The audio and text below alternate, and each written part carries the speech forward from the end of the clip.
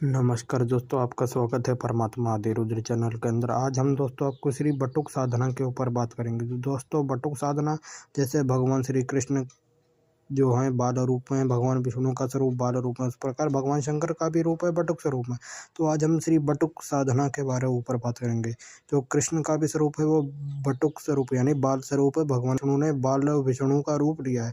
उस प्रकार भगवान शिव ने भी अपना बटुक रूप लिया। तो बटुक साधना का आज हम बीज मंत्र आपको बताएंगे। ओम वम वटुकाय स्वाहा। इस मंत्र को आप पढ़ेंगे तो आपके शत्रु भय नाश होंगे। और अगर आपको सिद्धि प्राप्त करनी है तो श्री भगवान बटुक का ये मंत्र है।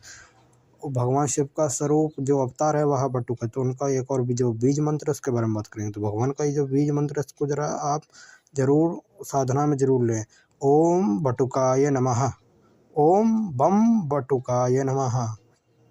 ओम बम बटुकाय नमः। ओम बम बा में अंकी बंदी और बटुकाय नमः। हरि ओम दोस्तों, नमस्कार।